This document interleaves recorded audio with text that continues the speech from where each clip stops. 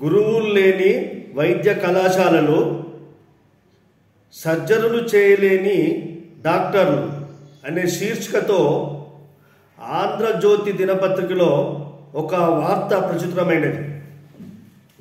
దీన్ని ఆధారంగా చేసుకొని ఈ రాష్ట్ర పౌరునిగా, ఒక బాధ్యత గల వ్యక్తిగా నేను ఈ వీడియో చేయడం జరుగుతుంది. వైద్యో నారాయణ హరి. వైద్యుడు దేవునితో సమానమని అర్థం. తల్లిదండ్రులు జన్మనిస్తే వైద్యుడు పునర్జన్మనిస్తాడు. అంత పవిత్రమైన గొప్ప వైద్య వృత్తి మన రాష్ట్రంలో ఎంత నాసిరకంగా తయారవుతున్నదో వైద్య కళాశాలల పరిస్థితిని చూస్తే అర్థమవుతుంది. ఒకప్పుడు మన రాష్ట్రంలో ఇంజనీరింగ్ కాలేజీలు ఫీజు రియంబర్స్మెంట్ కోసము ఇబ్బడి ముబ్బడిగా ఏర్పాటు చేసినారు. దీనివల్ల చాలామంది విద్యార్థులు బీటెక్ చేతపట్టుకొని ఎలాంటి ఉపాధి దొరకకుండా చిన్న చిన్న ఉద్యోగాలు, క్యాబ్ డ్రైవర్లు, ఇతర వృత్తులలో స్థిరపడిపోతున్నారు. మరి వైద్య వృత్తి చేసేవారికి ఇతర వృత్తులు చేసే అవకాశం లేదు. వైద్య విద్యార్థులు ఒక డాక్టర్ వృత్తి మాత్రమే చేయగలరు. ఇతర వృత్తులు చేయలేకపోతారు. వారు జీవనోపాధి కొరకు ఏ వృత్తి కూడా చేయలేకపోతున్నారు. మరి దానివలన వారు ఏమి కావాలి? వారికి మన రాష్ట్రంలో విపరీతమైన కళాశాలలు ఏర్పాటు చేస్తున్నారు.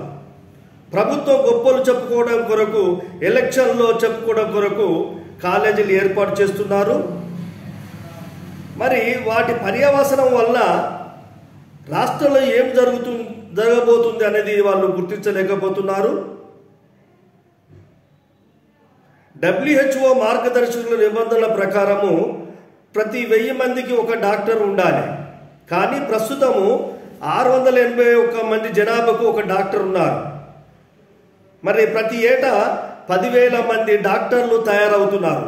వీరంతా ఏం చేయాలి? గత ప్రభుత్వము పరిపాలన సౌలభ్యం కొరకని 33 జిల్లాలు ఏర్పాటు చేయడం జరిగింది. దీన్ని ఆసరగా చేసుకొని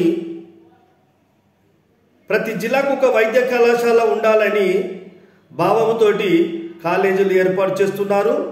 ఈ కాలేజీలన్నీ, ముఖ్యంగా ప్రైవేటు కాలేజీలన్నీ రాజకీయ నాయకులే. మరి వాళ్ళు ఈ విధంగా పెట్టుబడి పెట్టి వాళ్ళు ప్రజల దగ్గర డబ్బులు సంపాదించడానికి కొరకేనా ఈ వైద్య కళాశాలలు? ప్రభుత్వ కళాశాల లోపల ఎలాంటి సౌకర్యం లేకున్నా కూడా విపరీతమైన కాలేజీలు ఏర్పాటు చేయడం జరుగుతుంది.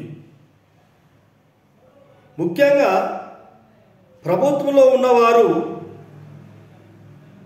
ఇవి ప్రజలకు అవసరమా,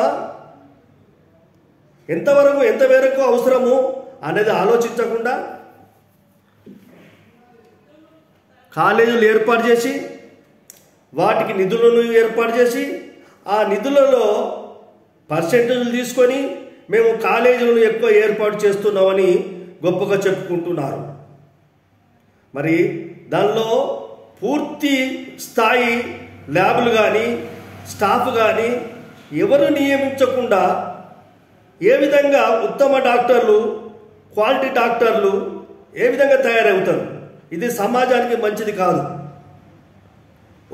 మన తెలంగాణ రాష్ట్రంలో ప్రభుత్వ ప్రైవేట్ రంగాల్లో 60 కాలేజీలు ఉన్నాయంటే మెడికల్ కాలేజీలు ఎంత ఎక్కువగా ఉన్నాయో ప్రజలకు అర్థం కావాలి. ఇది ఒక పవిత్రమైన మానవులను కాపాడే, మనుషులను కాపాడే వృత్తి తయారు చేసే వృత్తి కళాశాలలు.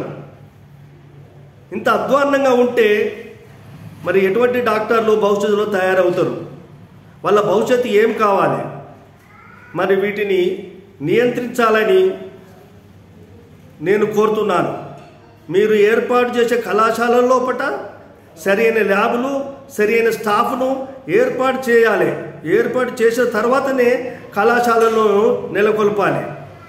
ఇది వాళ్ళ పరిస్థితి చూస్తే ఒక కాగితం ముక్క చేతికి డాక్టర్ సర్టిఫికెట్ చేతికి వస్తుంది కాబట్టి కావచ్చు, కానీ వారికి ఎట్టి పరిస్థితి లోపల ఆ స్కిల్స్, వైద్యం చేసే స్కిల్స్ ఎట్టి పరిస్థితుల్లో ఇప్పుడున్న కళాశాలల్లో రావని నేను భావిస్తున్నాను. కాబట్టి ఈ కాలేజీలు, వైద్య కళాశాలలు ఇబ్బడి ముబ్బడిగా ఏర్పాటు చేయకుండా ఉన్న కళాశాల లోపల నాణ్యతను పెంచి అన్ని ఫ్యాకల్టీలను ఏర్పాటు చేసి, ల్యాబ్లను ఏర్పాటు చేసి ఒక ఉన్నతమైన, నాణ్యమైన వైద్య విద్యార్థులను తయారు చేయాలని నేను ప్రభుత్వాన్ని కోరుతున్నాను. జై హింద్.